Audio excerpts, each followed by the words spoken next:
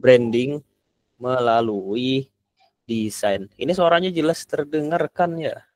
Ntar komen aja ya, komen aja. Ini maaf ya aku off cam tapi on cam bisa nggak ya?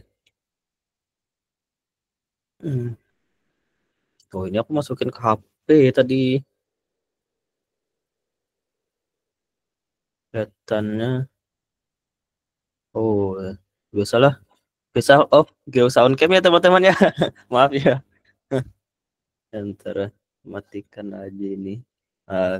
Oke, gini aja ya. Jadi kita bakalan sharing branding through design atau branding melalui desain. Sebelumnya perkenalkan, nama aku Putra tadi, teman-teman udah kenal lah semuanya lah ya. Oke, kita lanjut aja. Nah, aku pengen nanya sesuatu ke teman-teman dulu. Jadi misalkan teman-teman nih mau beli kerajinan atau sebuah produk kerajinan ya, teman-teman kira-kira bakalan pilih belinya lewat Instagram yang mana? Coba jawab dulu di kolom komentar. Siap, suara aman. Kanan, mantap ya. Pengen beli yang kanan ini. Yang lain coba jawab dulu. Baru kita lanjutin. Jadi ini salah satu akun yang aku garap ya sebelah kanan ini nanti ya. Ntar aku kasih lihat. Kiri. Oke, yang kiri ya. Jadi yang kiri itu ya lebih menarik. Karena apa? Ya karena desainnya beda. Bayangin ya, ada sebuah perusahaan, misalnya anggaplah Kemendagri gitu, misalnya, nah corporate gitu, mau beli kerajinan nih buat mendukung produk lokal gitulah anggapannya. Biasanya kayak gitu ya pemerintah-pemerintah. Oh, ternyata dilihat nih Instagram.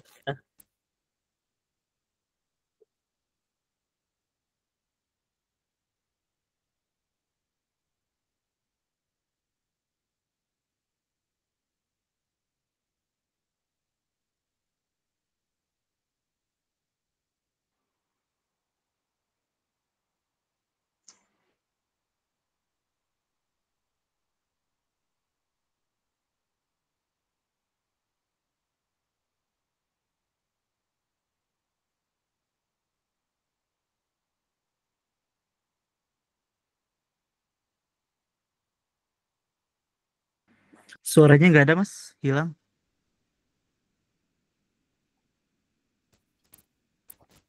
Yes.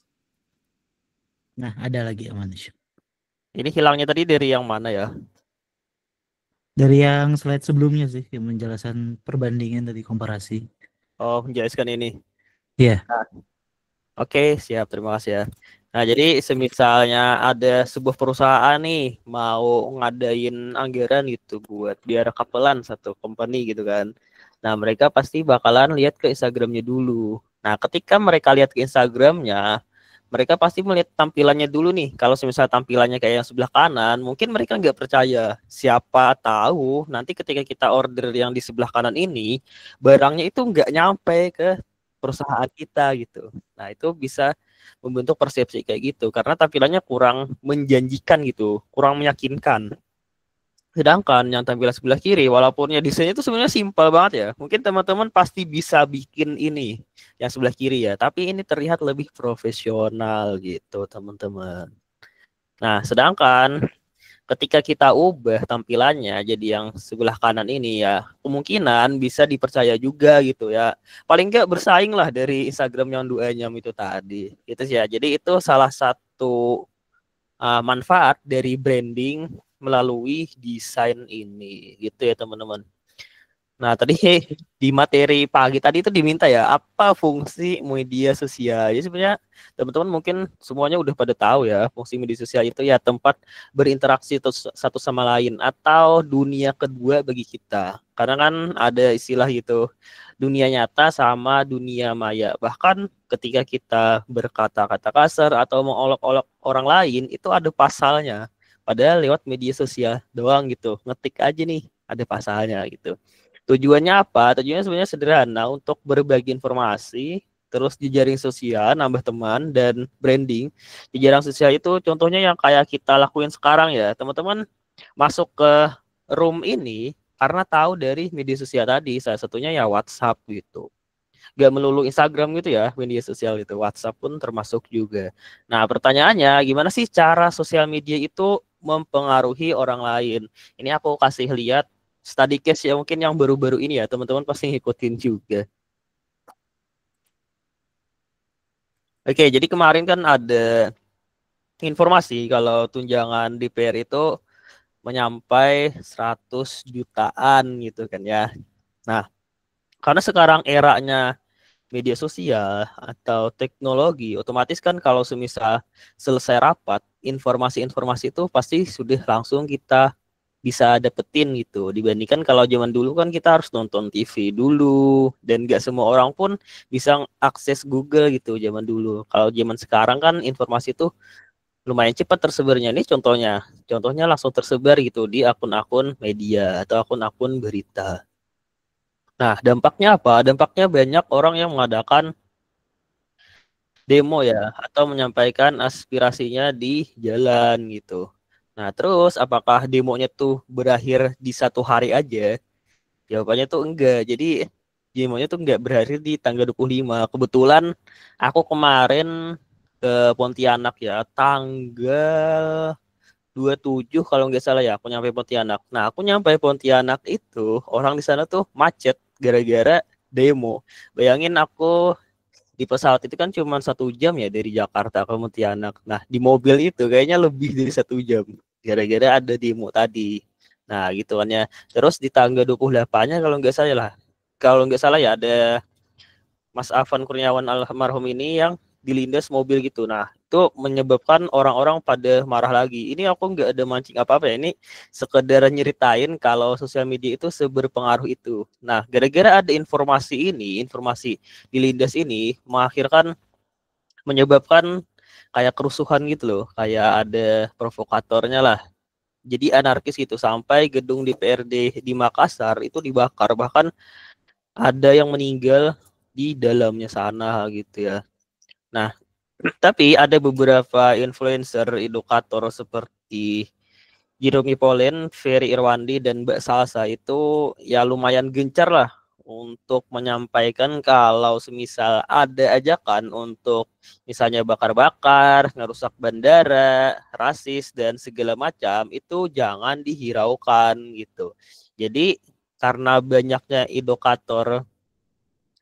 edukasi lewat influencer ini, akhirnya warga itu ya lumayan tahu lah kalau semisal yang ngajakin anarkis itu yang diikutin gitu, itu bisa aja oknum-oknum gitu, dan akhirnya alhamdulillah lebih damai lah, anarkisnya tuh udah hilang. Nah, itu salah satu cara media sosial mempengaruhi orang lain, padahal kan lewat tulisan doang nih di Instagram, tapi bisa mengajak banyak orang gitu. Nah, itulah makanya kan ada jasa-jasa buzzer gitu kan, karena emang media sosial itu seberpengaruh itu sama kehidupan gitu sih.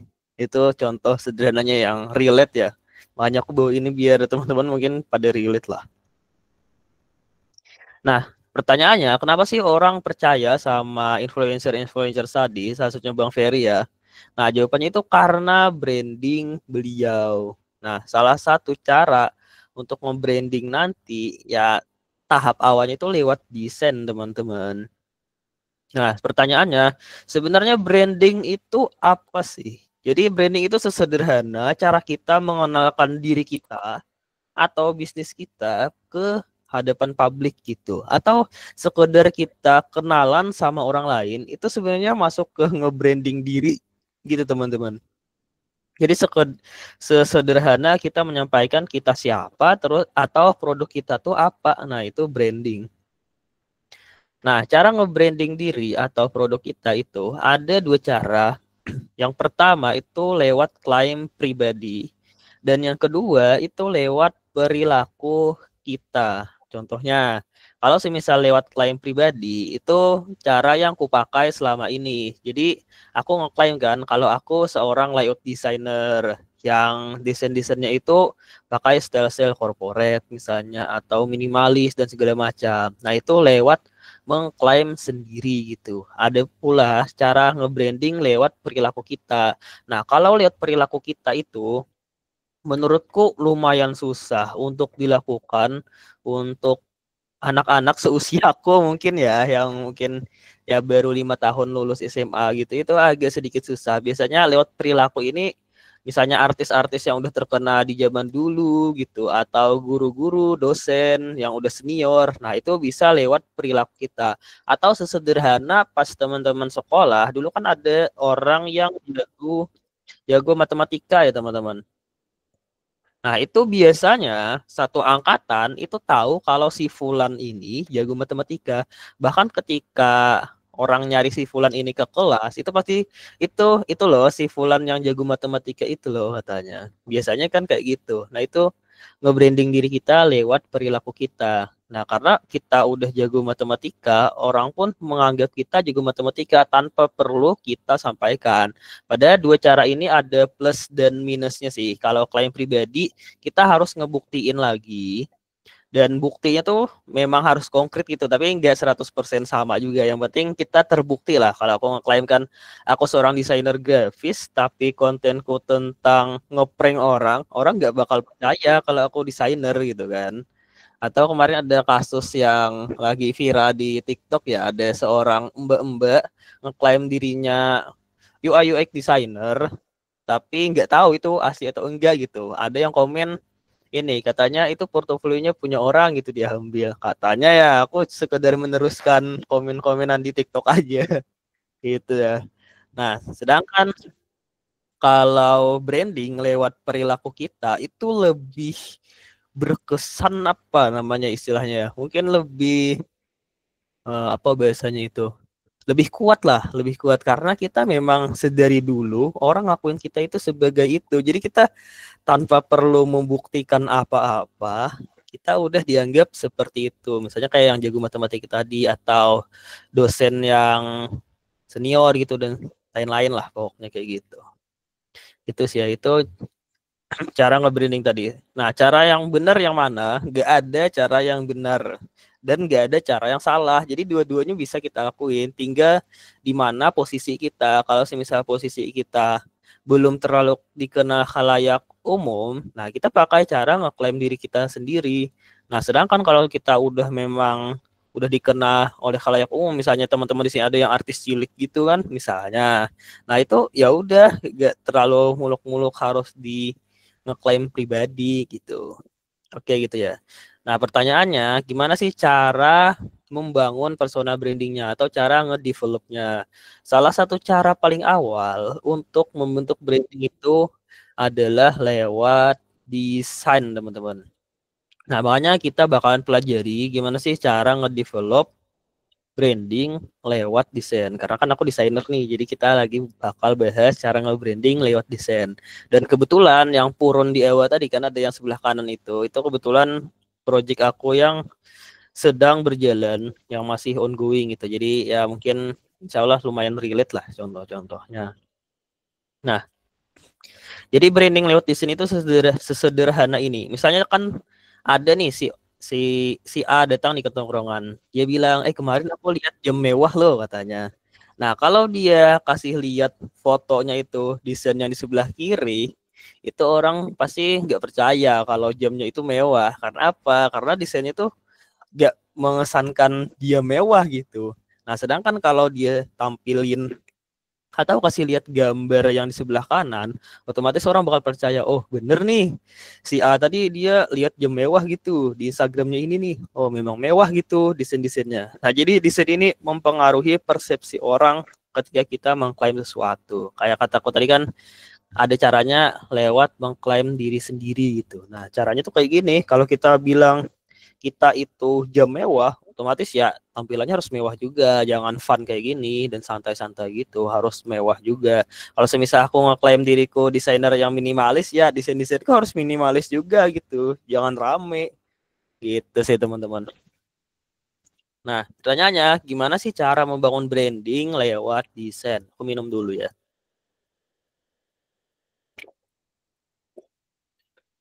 Jadi ini yang paling penting ya untuk diperhatikan ketika kita mau nge-branding lewat desain. Yang pertama, pahami brand kita atau target audiensnya. Jadi kita harus betul-betul paham brand kita itu apa dan target audiensnya apa gitu. Ntar aku jelasin. setelah ini. Terus baru kita tentuin elemen-elemen apa sih yang bakal kita pakai di dalam desainnya. Terus yang terakhir baru kita bikin panduannya. Agar apa? Agar nanti desain kedepannya itu selaras gitu teman-teman. Nah, yang pertama, pahami brand kita dan target audiensnya.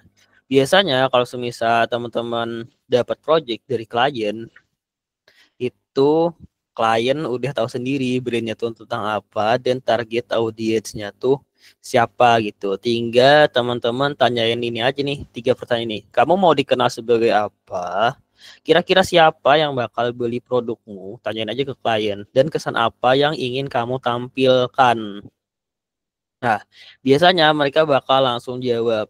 Tapi Mas ada yang nggak jawab. Iya, memang ada yang nggak jawab. Makanya ketika teman-teman mau dapat proyekan yang briefnya itu lebih mudah, teman-teman bisa filterisasi lewat harga teman-teman.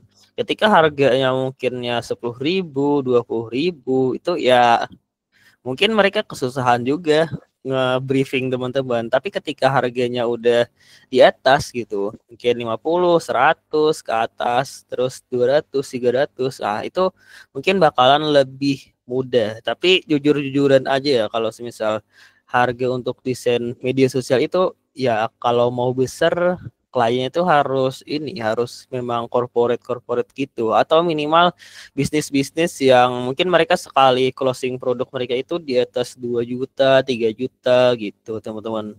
Itu sih kalau semisal teman-teman arahnya sasarnya UMKM ya gitulah harganya nggak bisa kita angkat terlalu tinggi. Dapat 50.000 satu desain pun udah syukur banget kalau UMKM gitu ya, teman-teman. Nah, sini aku sedikit jelasin ya, kamu mau dikenal sebagai apa. Mungkin biar teman-teman bisa menghayalkannya nanti ya. Terus kira-kira siapa yang bakal beli dan kesan apa yang mau ditampilkan.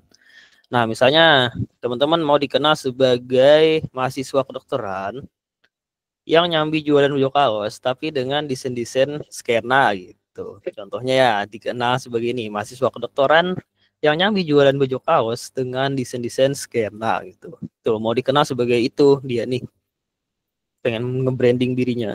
Terus kira-kira siapa yang bakal beli produk teman-teman ini? Oh, ternyata yang bakal beli itu biasanya mahasiswa Ginzi yang suka outfit skena atau mahasiswa Ginzi yang suka nongkrong di kafe-kafe shop gitu. Itu yang bakal beli produknya.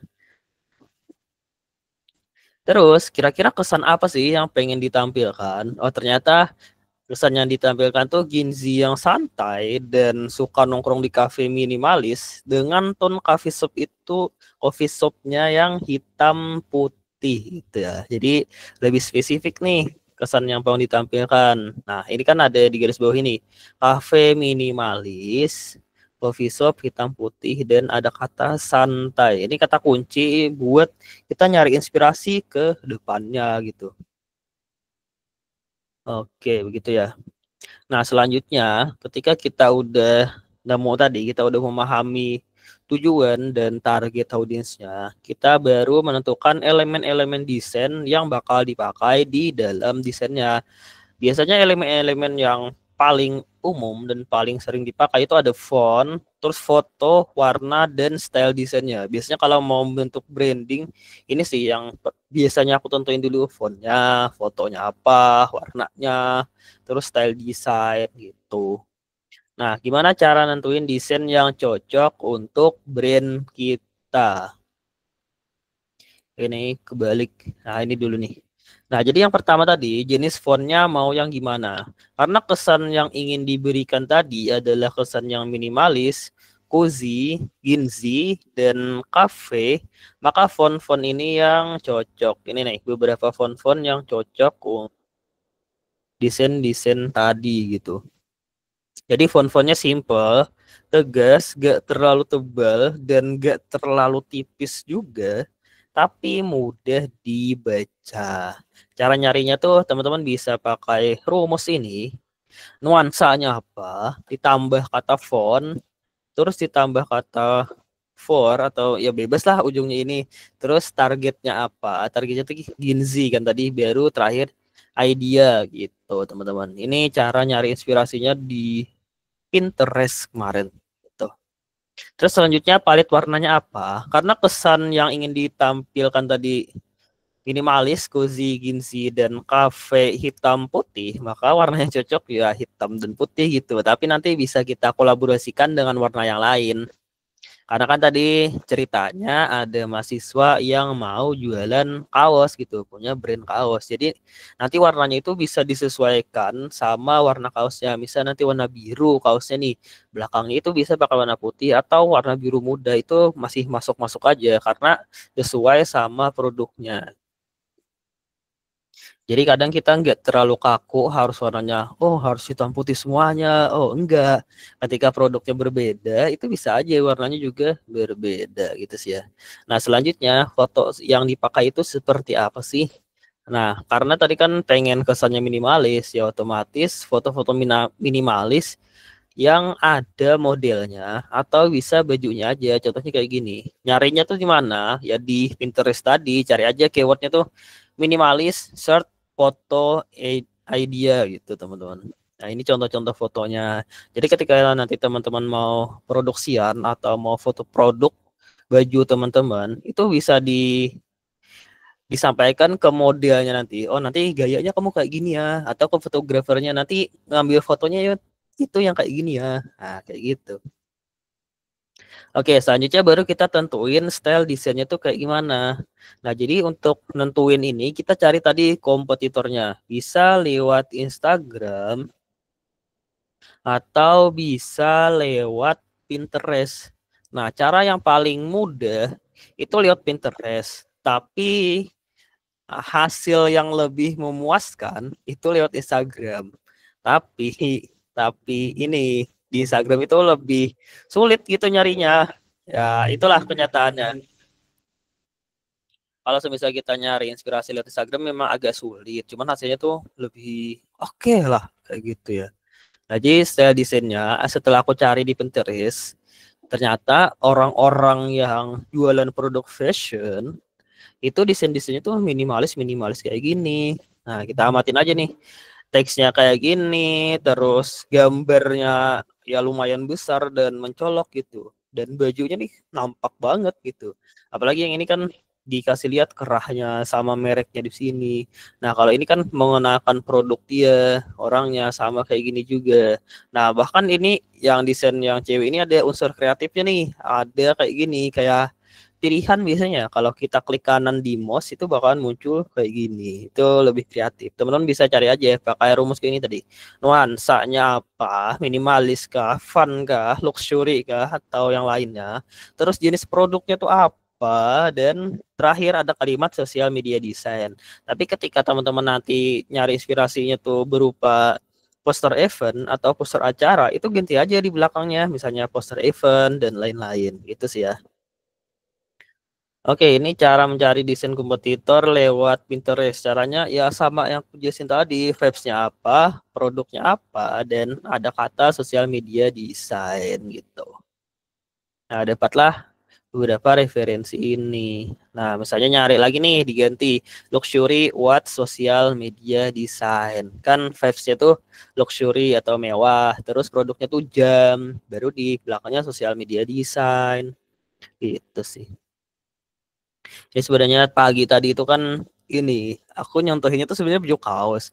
Tapi pas aku denger katanya dosennya itu minta kayak biar mahasiswa kami ini bisa ini loh, bisa bikin poster acara yang bagus gitu atau nge-branding fakultas kami. Sedangkan di briefing itu kagak ada. Bahkan di briefingnya itu cara aktivasi sosial media, tapi judul acaranya itu branding truk desain kan. Jadi aku agak bingung juga. Kayak mana gini editornya ini apa itu sosial media, terus gimana cara aktivasi sosial media, nggak ada berkaitan sama desain sama sekali. Tapi ketika judul posternya malah branding truk desain, ya udahlah.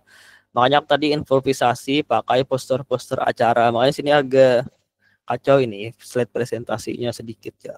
Gitu. Nah, selanjutnya cara mencari kompetitor lewat Instagram. Jadi teman-teman bisa cari manual di Google atau minta bantuan AI atau bisa juga nanya kompetitornya lewat teman-temannya teman kita itu. Tapi memangnya tadi kan lebih capek gitu, tapi hasilnya yang memuaskan. Dan di sini kan ada logo Perplexity, jadi bisa kita cari lewat Perplexity walaupun nggak konkret-konkret amat. Dan kebetulan Perplexity ini ada gratis 12 bulan teman-teman, bisa diklaim nih pakai PayPal nanti. Ntar di PayPal itu disuruh connect ke Visa atau kartu debit ya, pakai aja Bank Jago. Ini aku contohin ya Perplexity tadi. Perplexity ini bedanya sama ChatGPT apa? Jadi Perplexity ini bisa ngasih kita ini link, link-link kayak gitu. Dan linknya tuh update, lebih update dibandingkan si ChatGPT gitu. Ini aku contohin aja.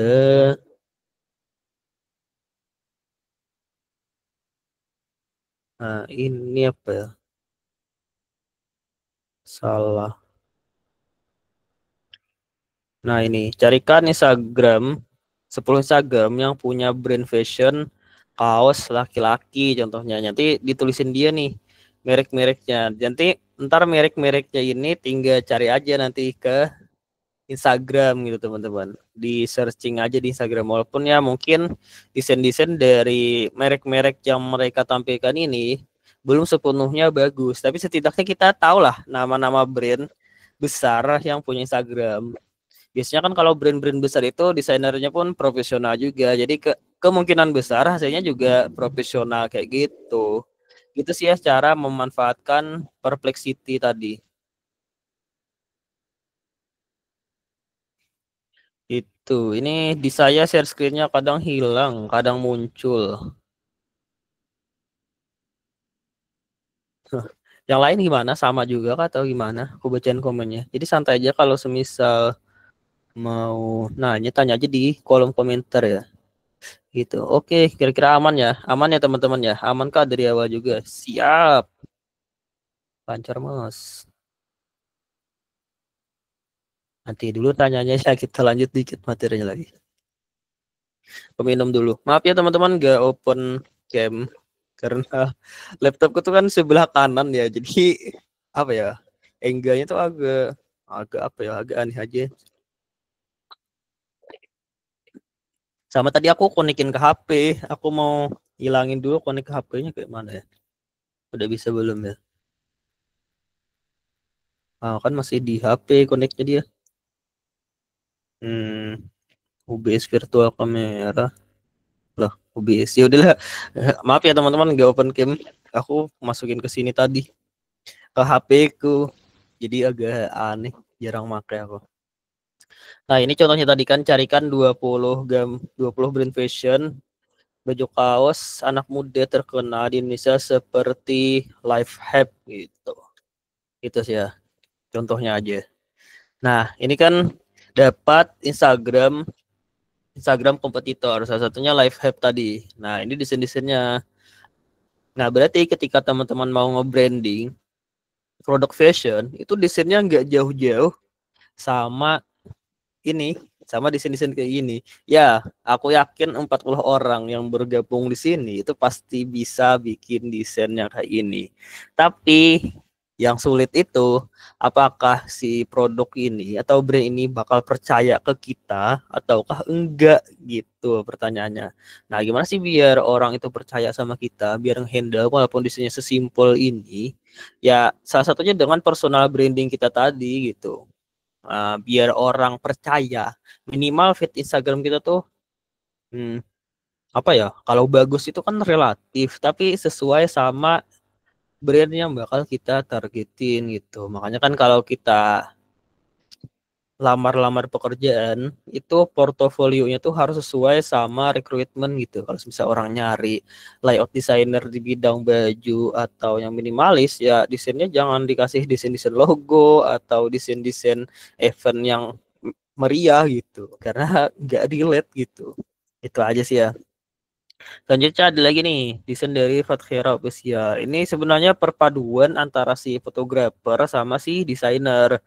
Jadi ketika teman-teman di luar sana nanti ngedesain itu nggak hanya kita sebagai desainer aja, kita biasanya bisa berkolaborasi juga sama si fotografer dan lain-lain gitu. Jadi nggak bisa kita mementingkan ego kita, oh desainnya tuh harus sebagus ini gitu. Sedangkan foto yang dipakai itu gak bisa pakai desain yang kita inginkan. Jadi kita harus improvisasi dari si foto itu. Gitu sih ya. Jadi kita harus pandai-pandailah beradaptasi dan pandai-pandailah berkolaborasi gitu.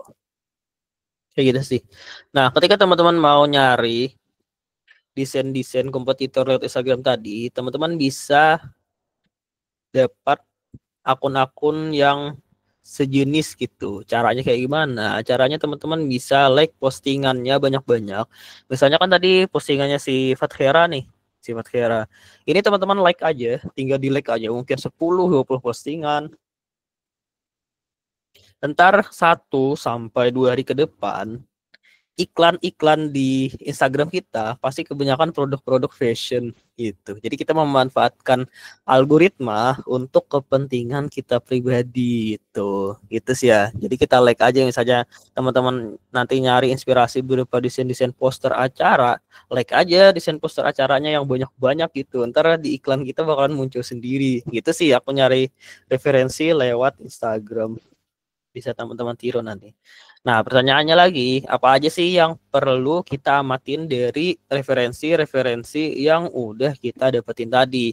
Yang pertama, tentu saja jenis fontnya tuh kayak gimana. Kalau semisal kita mau bikin kaos, berarti karena referensinya font-font sans serif kayak gini, kita nanti bakalan pakai font sans serif juga gitu di desain kita. Jangan pakai font serif.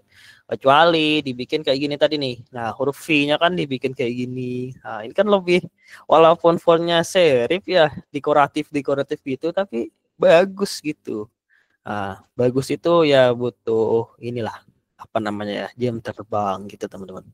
Nah, selanjutnya palet warnanya apa yang digunain? Oh, ternyata palet warnanya itu menyesuaikan sama si produk, tapi dominan hitam dan putih. Mentok-mentok gitu navy lah atau abu-abu lah gitu atau putihnya mengarah ke kuning kayak gini kan. Nah, terus foto yang dipakai itu seperti apa? Oh, ternyata fotonya itu foto model sesuai tone warna bajunya gitu. Nah, selanjutnya style desainnya kayak gimana? Oh, ternyata desain-desain buat baju, terus jam-jam mewah, itu desain-desain yang simple tapi minimalis dan enak dipandang gitu. Jadi nggak terlalu meriah gitu dia. Dia tuh sekedar naruh teks, ya udah gitu. Bajunya yang lebih menonjol. Karena kan yang dijual mereka baju, bukan tulisan. Kecuali kan mau launching produk baru di kayak gini nih, dibikin kayak gini, ntar tulisannya lebih kecil gitu, taruh di samping-sampingnya gitu sih ya teman-teman. Oke, setelah kita mengamati, baru kita bikin mood boardnya ya teman-teman. Kita bikin mood boardnya. Jadi kan font-fontnya tadi kita pakai yang minimalis kayak gini. Nah, ada font GIS namanya. Terus warnanya itu hitam putih, tapi hitam putihnya ya enggak harus hitam putih banget lah. Nanti disesuaikan aja sama gambar yang dikasih fotografer misalnya atau sesuai warna bajunya. Nah, baru kita susun inspirasi-inspirasinya gitu. Biasanya aku bikin desain brainstorming itu kayak gini, bikin mood board dulu. Walaupun font-font dan warna ini di dalam kepala aja aku taruh ya. Nah, yang aku taruh itu biasanya ya referensi-referensi kayak gini. Nah, pertanyaannya, gimana sih cara mudah mencari font yang bagus sesuai referensi ini? Caranya tuh teman-teman bisa pakai Google Font. Iya, sesederhana kita pakai Google Font. Walaupun ini tempat font-font gratis, tapi ini paling mudah untuk memfilter. Nah, di bagian kiri ini ada nih banyak nih, mau pakai font yang serif kah, mau sans serif kah, dan lain-lain. Karena kita tadi pilihnya baju kaos ya, dan fontnya itu sans serif. Nah, pilih aja nih filter di sans serif, misalnya geometrik kah, atau yang rounded kah, atau yang apa nih, grotesque ya. Nah, biasanya yang inilah, yang geometrik lah kalau susah baju. Nah, tinggal teman-teman scroll. Jadi jangan malas buat nge-scroll. Walaupun kebanyakan di antara kita itu Ginzi yang katanya kalau bisa yang cepat kenapa harus yang lama gitu. Padahal yang lama itu yang bikin kita bikin kualitas desain kita tuh lebih bagus gitu. Jadi jangan malas buat scrolling aja sampai bawah gitu. Bahkan sampai nggak ada di sini kita cari lagi di Devon gitu sampai nemu yang bagus. Tapi ya nyari font ini tuh kayak ada feeling sendiri gitu. Ketika teman-teman sering nyari font, itu bakal lebih mudah. Oh, font ini nih bagus nanti dipakai. Oh, kalau font ini nggak bagus nih, gitu sih. Kebentuk sendiri nanti feelingnya kalau keseringan nyari font. Itu sih ya teman-teman. Tips nyari fontnya. Kita lanjut. Nah, baru terakhir kita bikin desainnya. Nah, aku dari inspirasi ini tadi kan, aku carilah foto sebagai contoh aja sih di free pick kayak gini foto produknya, terus baru dikasih tulisan di atasnya. Tadi kan tipografinya tuh ada judulnya, terus ada isinya ya menjelaskan baju inilah, sama ada call to actionnya, sama di sini bisa kita taruh logo atau slogan-slogan gitu, bebas. Nah, baru terakhir kita bikin panduannya atau guideline-nya agar desain kedepannya tuh selaras. Biasanya panduan itu yang paling utama, yang nggak boleh berbeda itu biasanya nama font apa tadi, fontnya agak boleh beda. Kalau fotonya boleh beda, yang penting satu nada gitu. Misalnya produknya tadi baju kaos ini ya mentok-mentok gitu, modelnya sama sama ya, pose-posenya lah yang dibedain gitu. Jangan beda orang terus di sini kan kancingnya kebuka kayak gini, ntar kancingnya ketutup kah, atau orangnya berbeda kah, atau tempatnya nuansa itu berbeda, itu agak kurang aja untuk mempromosikan satu produk. Kecuali nanti memang ada tim kreatifnya ya yang bikin kayak gitu ya. Kalau semisal kita sebagai desainer itu uh, ikutin apa kata tim kreatifnya nanti gitu. Nah, selanjutnya ada warna juga ya di guideline itu, terus layoutingnya. Nah, contoh sederhana guideline-nya tuh kayak gini. Fontnya apa? Oh, fontnya tuh pakai Geis ya. Ini font yang dipakai sama si LDS ya. Font Geis, teman-teman bisa pakai. Biasanya tuh ada yang nanya kan di kolom komentar, Bang, ini fontnya apa ya namanya? Padahal aku sudah sering jawab gitu, namanya tuh Geis. Pakai aja, caranya di Google Font tuh gratis. Terus backgroundnya kayak gimana? Oh, tonnya tuh hitam putih, polos gitu nanti. Atau disesuaikan aja nanti sama tema produknya apa gitu. Gak melulu harus hitam putih juga gitu. Yang penting tontonnya dark gitu. Terus warnanya itu nyesuaiin sama si background nanti. Bisa jadi nanti warnanya itu jadi biru, gak hitam putih gitu. Tergantung tema atau produk yang bakal kita launching. Nah, terus selanjutnya kita bikin marginnya ya. Jadi 50 pixel ya, jarak antara ujung ke garis khatulistiwa. Nah, jadi naruh naruh teksnya tuh di dalam sini nanti gitu. Nah, ini desain-desain lainnya gitu. Produknya tuh sama gitu, baju orangnya sama ya, paling dipakein kacamata gitu, tapi posenya berbeda. Nah, ceritanya ini ya nggak ngenalin produk ya, ini kayak kata-kata dulu gitu biar orang mancing buat pakai produk ini. Nah, sedangkan di kanan ini lagi launching produk ceritanya, namanya tuh Smart Casual Sweatshirt gitu. Nama si produknya ini. Terus di sini ada keunggulan dari produk ini, dan sini ada call to actionnya. Itu sih ya teman-teman, cara nge-brandingnya. Di sini ada, aku mau cerita sedikit lagi study case-ku nge-branding Kampung Puron.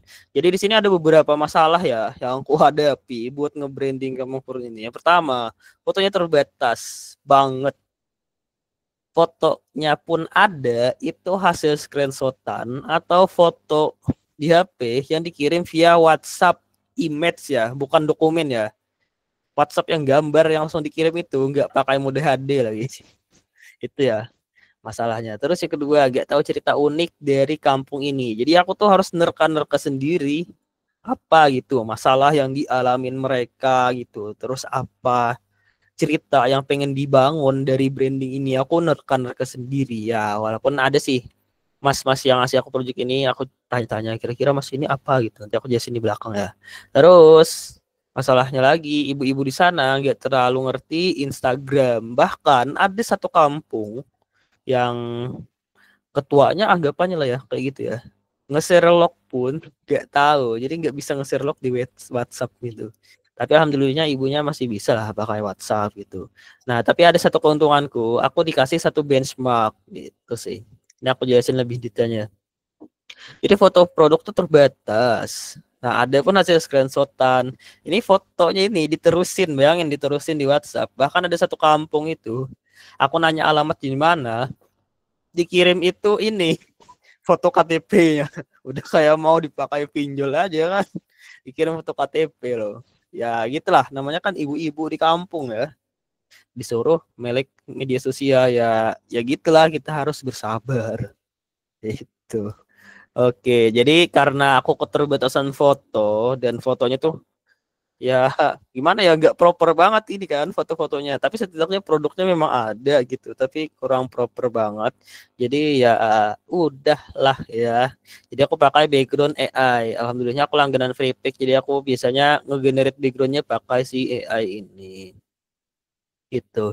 Jadi karena aku nggak tahu cerita uniknya, jadi aku ambil aja kenapa aku dapat project ini. Jadi intinya Kampung Purun ini mendapatkan program bimbingan dari Bank Indonesia. Jadi UMKM binaan gitu. UMKM binaan Bank Indonesia, tapi dihandle sama agensi temanku.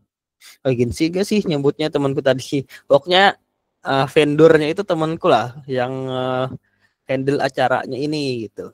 Nah, sebelum masa bimbingan berakhir, beliau tuh pengen setidaknya meninggalkan jejak gitu. Gak yang habis pelatihan ya udah ditinggalin gitu. Gak kayak gitu. Pengennya tuh minimal ada lah satu yang berkesan gitu. Satu hal yang menempel sampai ya mungkin sampai akhir zaman lah biasanya kayak gitu ya.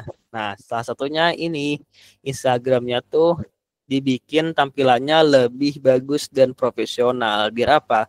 Karena kan ini ada 3 kampung purun nih, bimbingan dari Bank Indonesia. Otomatis ketika ada event di nasional, itu Bank Indonesia bisa bawa 3 kampung ini gitu. Nah, ketika udah bawa 3 kampung ini, di event nasionalnya nanti ada buyer atau pembeli dari luar negeri kah atau dari perusahaan kah, nanti mereka nanya Instagramnya apa Pak Bu gitu kan. Nah langsung dikasih aja lihat, oh ini Instagramnya, wih profesional juga nih. Nah itu menambah kepercayaan buyer nantinya gitu, dibandingkan kan sekarang ya kayak gitulah seadanya gitu, kayak ibu-ibu di WhatsApp gitu sih ya.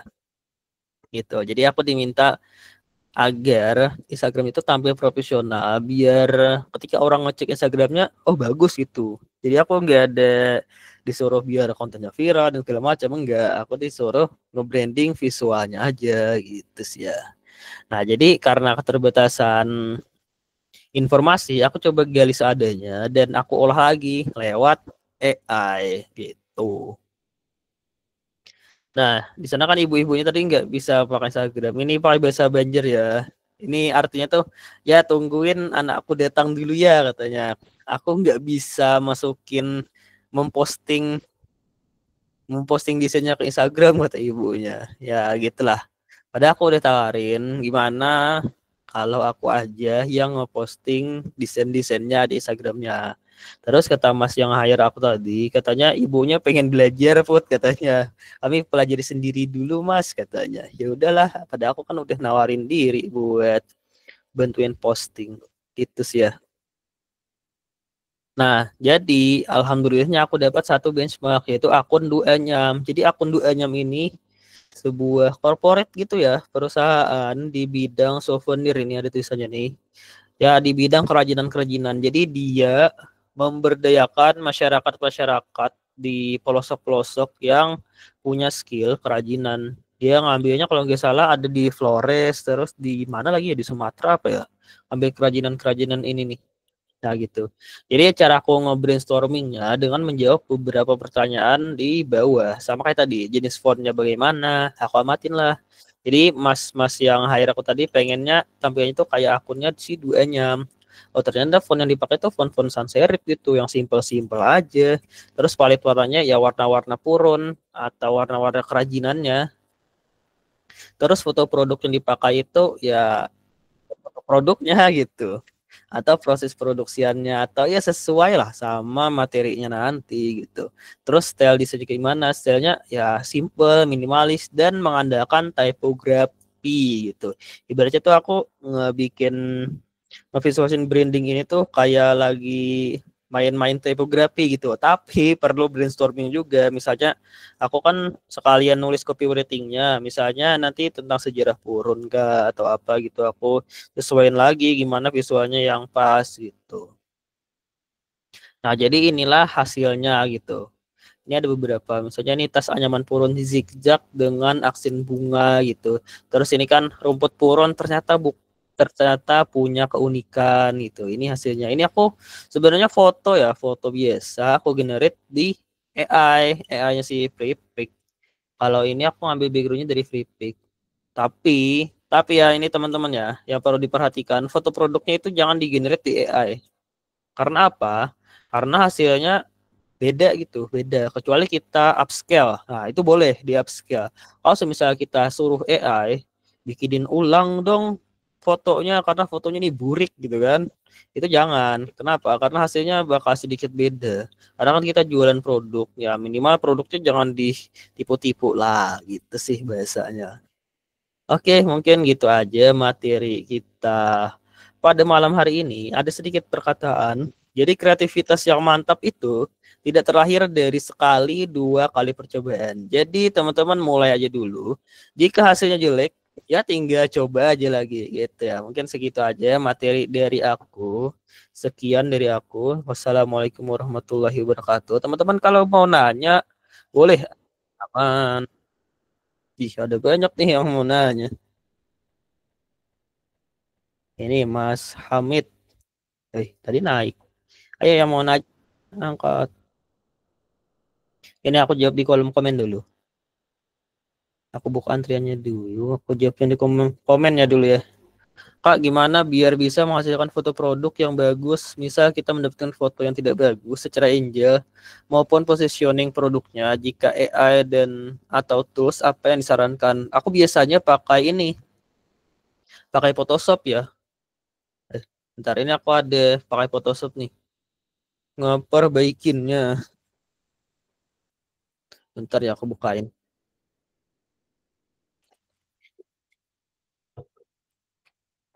Tapi memang nggak semua angle teman-teman ya yang bisa digituin.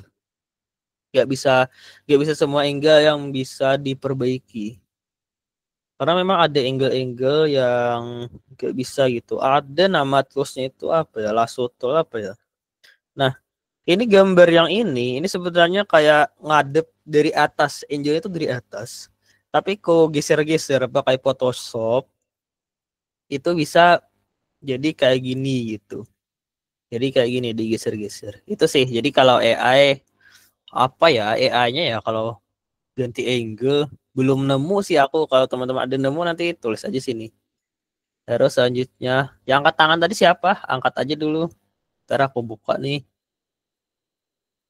Ayo siapa yang angkat tangan tadi? Ayo udah kita di kolom kita aja. Nitip buat dijawab nanti. Gimana download elemen pin HD? Apa tuh? Pin HD. Pin ya? Di Freepik bisa atau di PNG3 apa ya namanya itu yang situs-situs PNG atau di Canva ada juga di Canva. Nit Nitip nanti. Gimana download elemen pin HD ya gitu tadi ya.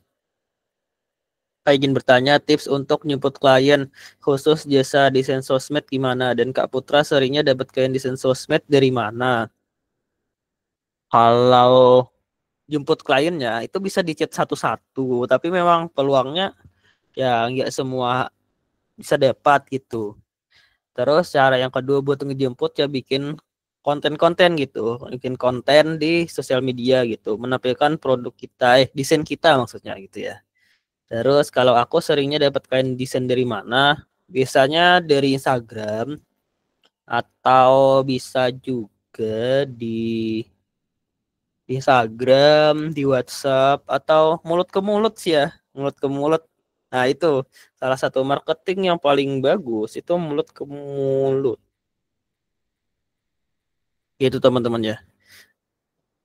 Jadi dapat klien itu dari mulut ke mulut. Jadi ketika teman-teman nih dapat satu klien itu treat mereka dengan cara yang terbaik bagi cara terbaik yang teman-teman miliki gitu. Biar apa? Biar bertahan mereka dan merekomendasikan ke lain gitu. Atau bisa juga nih ke desainer yang dia tuh udah punya klien gitu. Terus dia mau nyari orang, ya itu di ACC aja. Biasanya bisa dapat peluang juga aku dari sana gitu. Biasanya kan misalnya aku ikut orang nih, Mas Putra bisa nggak bantuin ini? Ya oke, gue bilang kan. Biasanya kadang ada dapat juga dapat limparan-limparan dari kayak gitu. Ya mungkin kalau semisal kita ikut desainer lain buat dapetin project, itu yang nggak sebesar itu duitnya, memang nggak sebesar itu. Tapi peluangnya yang besar gitu. Jadi kadang ada hal-hal yang perlu kita korbankan. Gimana download elemen pin HD di Pinterest? Nggak boleh download di Pinterest. Paling nggak di itu, di Freepik atau di Canva gitu sih ya. Kalau ada yang mau resen, angkat tangan aja ya. Karena di kolom komentar udah nggak ada lagi nih.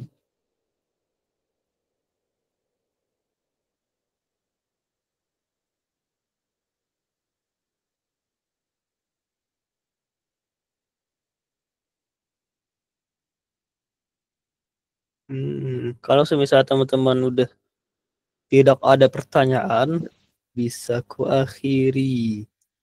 Thank you jawabannya. Izin nanya lagi Kak. Kalau dokumen yang sering Kak Putra gunakan saat open jasa desain ini apa aja? Misalnya dokumen MOU, apakah kalau menerima jasa desain sosmed harus pakai file tersebut? Kadang ada beberapa klien yang MOU-an, kadang kebanyakan enggak pakai MOU-an, kecuali dapat perusahaannya itu biasanya pakai MOU gitu.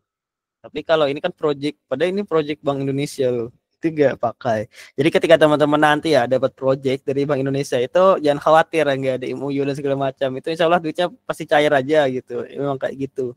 Kalau di sini ya nggak tahu ya Bank Indonesia di tempat lain. Memang terkesan nggak resmi tapi duitnya resmi.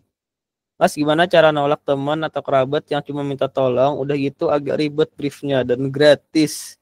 Ya, kita harus punya skill mengatakan tidak gitu. Kalau semisal nggak tega bilang tidak, ya udah bilang aja alasan-alasan lain gitu. Misalnya, wah saya lagi nggak enak badan nih atau lagi masih banyak proyekan lain gitu kan. Cari-cari aja alasannya. Berarti tergantung kliennya ya Kak. Iya, tergantung kliennya kayak gimana. Kalau misalnya butuh MOU ya MOU-an gitu. Bang, gimana tips memperlancar komunikasi terutama ketika meeting sama klien? Perbanyak latihan. Ngobrol-ngobrol sendiri atau ngobrol sama teman. Dulu aku ngelatih public speaking atau cara komunikasi. Ya mungkin walaupun belum terlalu bagus ya komunikasiku. Tapi aku cara ngelatihnya dulu itu lewat ngobrol sama teman. Jadi kan misalnya satu circle nih ada 3 orang kami kan. Nah di sana aku biasanya lumayan intensif untuk menjelaskan suatu masalah gitu. Itu sih. Jadi sering-sering aja jelasin suatu hal ke teman-teman kita. Walaupun ya mungkin mereka apaan sih orang ini tiba-tiba ngejelasin sesuatu kan gitu sih. Jadi sering-sering aja ngobrol sama orang gitu. Atau teman-teman bisa main Roblox gitu. Main Roblox kan. Terus open mic ngobrol sama orang. Biasanya kan seringnya yang saya lihat pakai MOU itu kayak Jason desain logo. Iya, kadang ada MOU, kadang enggak. Tapi kalau mau resmi ya pakai MOU aja. Bikin aja. Gimana memaksimalkan Photoshop untuk desain, Kak? Sebenarnya memaksimalkan Photoshop itu tergantung ininya ya. Apa yang mau kita bikin. Kalau misalnya mau digital imaging ya belajar shadow, terus cahaya dan lain-lain gitu. Kalau misal peruntukannya cuman buat layouting doang, ya udah berarti belajar typography. Sebenarnya si software itu pendukung aja sih ya. Mau pakai Canva kayak yang penting hasilnya bagus ya udah gitu. Ya pada biasa itu skill desain kita. Kalau tips sales atau marketing jasa desain dari Kak Putra apa? Apa ya? Kalau tips dari aku, yang pertama, perbagus portofolio. Jadi kalau semisal portofolio kita belum bagus, ya diperbagusin lagi. Itu salah satu tips dan triknya. Karena ketika kita punya produk bagus, terus kita marketingin itu lebih mudah untuk closing. Tapi ketika kita jago marketing, tapi produknya kurang bagus, itu kliennya malas bertahan nanti gitu. Terus selanjutnya ya perbanyak relasi gitu.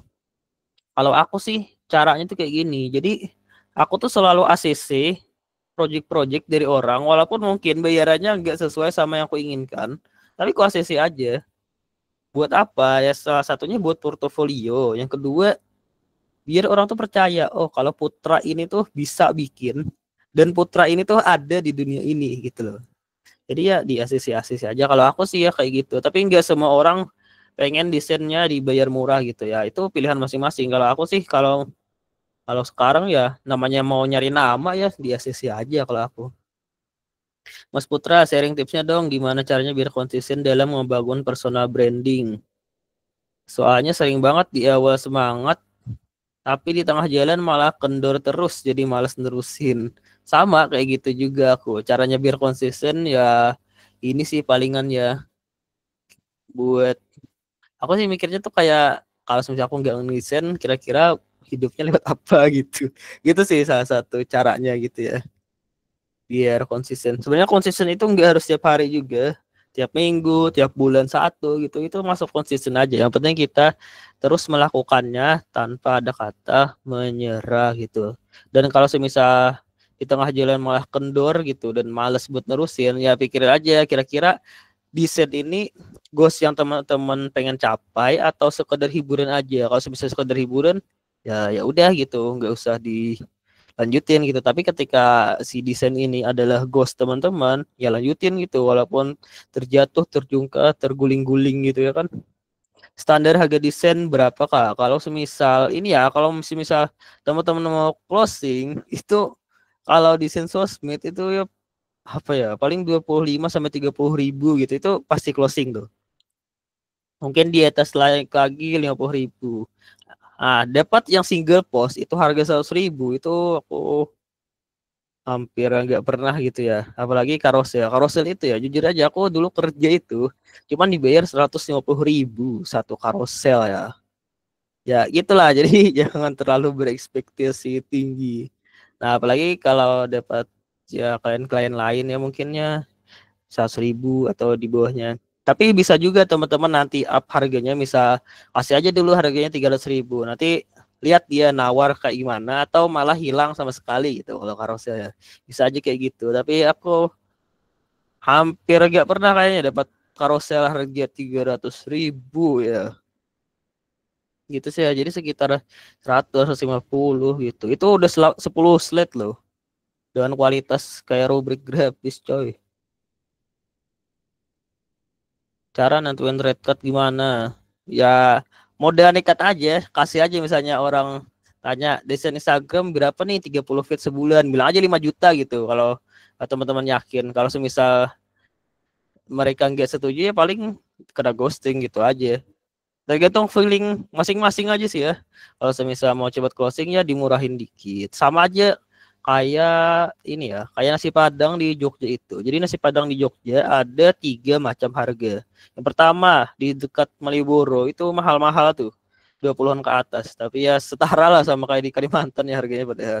Terus yang kedua ada kelas menengah nasi Padangnya. Sebenarnya nggak menengah-menengah banget, udah enak itu. Harganya itu 12, 13, 14, 15 lah. Itu range kedua. Terus yang paling murah nasi Padang di Jogja itu harga 10 ribuan. Nah, yang paling sering orang makan yang mana? Yang tengah-tengah. Jadi harganya itu nggak mahal dan nggak paling murah juga. Gitu sih kata guru kayak gitu ya. Punten Kak, nanya lagi. Terakhir nih, mindset atau prinsip yang Kak Putra pegang sampai sekarang. Masya Allah keren banget soalnya sudah di titik ini. Belum keren juga sih ya, masih harus terjungkal, terguling-guling juga. Yang dipakai ya, karena bosku nyari uang lewat desain. Jadi ya mau sesulit apapun cari klien, mau sesulit apapun bulan ini dan tidak pasti bulan berikutnya, ya aku tetap ngedesain gitu. Kalau semisal desainnya lagi sepi atau segala macam, itu bisa coba konten atau kontak teman-teman kita. Yang penting intinya satu aja sih, kita berbuat baik terhadap orang lain. Bahkan aku sering banget ya proyekan-proyekan itu kadang kalau aku udah tagih misalnya nggak dibayar ya udahlah, nggak perlu di kalau nggak perlu diviral-viralin gitu di Instagram. Oh si Fulan ini nggak bayar. Ya mungkin aku awal-awal dulu kalau misalnya nggak bayar atau malah ditawar atau revisi terus itu aku ngeluh di Instagram. Tapi Kalau sekarang ya udahlah, kalau semisal orang nggak bayar ya tanggung masing-masing nanti gitu. Tanggung aja dia dosanya gitu. Mas boleh share portofolionya gak atau punya akun Behance? Ada, tapi di Behance aku jarang banget update portofolio ya akhir-akhir ini ya. Di mana ya portofolioku ya? Di Figma masih portofolioku nih. Ini salah satu portofolioku yang baru-baru ini ya, yang Kemungpurun ini. Terus apa lagi ya? Ini sih, ini kadang agak ngelik-ngelik gitu teman-teman. Ya inilah aku sekarang jarang update lagi portofolio. Nantilah aku update kapan-kapan. Kalau portofolionya biasanya formatnya apa ya Mas? Pada saat kita kasih ke calon klien. Biasanya PDF aku. Jadi ketika kita ngasih ke calon klien itu pakai ini. Apa biasanya ya? Kayak company profile gitu. Aku pakai kayak gitu biasanya. Jadi kita bikin misalnya covernya apa, terus kata-kata apa gitu, baru portofolio kita di bawahnya ada price list dan lain-lain gitu sih. Potensi pekerjaan desain grafis di masa depan, Mas Putra, kira-kira gimana? Ya menurutku ya nggak gimana-gimana, ya pasti selalu dibutuhkan gitu, walaupun ada AI. Karena apa? Karena yang dibutuhin orang itu tesnya gitu, atau selera desain kita dibandingkan software yang dipakai atau AI yang dipakai. Karena kalau AI kan nggak punya selera dan rasa gitu. Nah, kita memanfaatkan AI. Jadi AI itu nanti kita manfaatin mereka. Kalau potensi desain grafis, menurutku insya Allah selalu ada ya, walaupun Rios bertebaran di mana-mana, itu untuk menyampaikan sebuah informasi yang simple, itu butuh desain. Misalnya, sesederhana kayak menyampaikan sebuah produk gitu. Kita lagi launching produk, otomatis kan kalau semisal untuk mempermudah customer tahu itu produknya, itu pasti butuh desain, walaupun nanti butuh video buat campaign dan segala macam, tapi butuh desainnya juga gitu. Jadi sekarang nih sebenarnya mainnya itu banyak-banyakan relasi sih ya menurutku ya, banyak-banyakan cari teman gitu. Salah satu cari temannya ya lewat komunitas atau hadir di event-event atau membangun pertemanan baik dengan ya mungkin desainer yang udah lama di bidangnya gitu gitu sih. Device-nya kak apa? Device-nya Lenovo IdeaPad Gaming 3 yang versi Core i5 Gen 11 kalau nggak salah ya. Lagi handle berapa sosmed Kang sekarang, dibantu tim kah? Ya ada satu orang timnya yang bikinin ini, bikinin forum ini ada satu orang. Jadi aku biasanya bikin yang single post, dia bikinin yang carousel ini biasanya. Lagi nyari nyari juga. Cuman kadang nggak masuk aja gitu. Kan paling paling banter aku bisa ngasih itu 50% dari harga aku gitu soalnya ya. Mungkin kalau semisal aku udah bisa dapat klien-klien kayak corporate gitu yang besar. Jadi kemarin aku di Pontianak ya, ada mas-mas itu pakainya tuh simple banget ya, sederhana banget. Tapi projectnya itu pas dia kasih lihat invoice-nya gila puluhan juta. Nah, mungkin kalau semisal proyekanku udah kayak gitu satu klien ya, mungkin aku bisa bayar orang lebih mahalan gitu dibandingkan sekarang. Style desain Mas, tipe aku banget. Kalau boleh tahu nyari referensi desainnya gimana ya Mas? Nyari referensinya, aku pakai Pinterest. Terus kan kalau semisal kamu suka desain-desain yang kayak punya aku, otomatis kan punya selera nih. Nanti nyari referensinya di Pinterest itu sesuai dengan selera kita gitu, dengan selera yang kita miliki di dalam hati itu sih ya. Cara nyari referensinya nggak gimana-gimana, tergantung kebutuhan desainnya apa. Misalnya desainnya mau event acara gitu, acara yang wah, fun, menarik dan hiburan, ya pasti desain-desain yang fun gitu, tapi tidak keluar dari guideline kesenangan kita gitu. Kayak ingin bertanya gimana pandangan Kak Putra dengan potensi kedepannya untuk bangun agensi kreatif, atau mungkin Kak Putra ada rencana bangun studio agensi kreatif ya. Menurutku masih potensial aja gitu. Makanya tadi kan banyak-banyakan relasi sih sebenarnya sekarang itu ya, banyak-banyakan relasi. Aku pun pengen bangun juga kreatif agency, cuman ya mungkin yang enggak terlalu yang gimana-gimana gitu. Yang penting aku punya kliennya dulu, masalah Instagramnya udah ada atau enggak itu enggak masalah sih. Sama sebenarnya yang agak susah itu nyari SDM-nya ya menurutku ya. Aku nyari yang sayanya sesuai selera aku itu ya nggak tahu ya, mungkin karena aku kemurahan pasang harga atau apa ya, tapi menurutku udah besar-besar aja harga aku. Jadi aku kadang nggak bisa bayar mereka, atau ya ada orang yang menurutku ya stylenya tuh nggak masuk di aku tapi harganya nggak ngotak banget, itu ada juga, gila. Nah itu sih yang paling susah menurutku, nyari SDM-nya yang pas dan cocok sama kita gitu. Dan yang pasti sih sebenarnya cocok-cocokan di stylenya. Kebanyakan orang-orang ya maaf ya yang ngirim portofolionya ke aku itu mungkin satu dua orang doang yang sesuai dengan selera aku. Bahkan yang sesuai banget itu seleranya sama aku itu memang kawan aku sendiri gitu. Gitu ya. Kalau nyari-nyari aset gambar biasanya di mana? Apakah harus 100% komersial use atau gimana? Ya, harus 100% komersial use dong. Enggak sih kayak gini sih. Salah, salah, salah. Nyarinya di free pick aku. Aku langganan free pick tiap tahun, per tahun aku. Kalau semisal email baru itu biasanya harganya 1 jutaan gitu. Jadi ya kalau semisal hasilnya mau profesional, kita harus pakai modal sih menurutku ya. Kelas desain kabarnya gimana Mas? Jadi open gak? Iya pengen open ya, cuman ini ya sebenarnya aku tuh agak minder sama diriku sendiri ketika aku udah bikin materinya. Tapi pas lihat di Instagram, oh desainku belum sebagus dia nih, belum sebagus si B, si C, si D. Akhirnya nggak jadi rekaman gitu kan. Nggak tahu ya, aku masih butuh semangat untuk rekaman gitu biar pede sama dia sendiri. Berarti lebih sering handle desain sendiri. Iya, lebih sering handle desain sendiri. Tapi akhir-akhir ini ada yang bantu sih, satu orang. Gambar dari ChatGPT boleh buat komersil gak, Kak? Boleh banget. Nah, boleh-boleh aja ya perasaannya di lisensinya. Coba dibaca lagi gitu. Oke, ini udah banyak banget pertanyaannya. Mungkin gitu aja teman-teman ya pertemuan pada malam hari ini.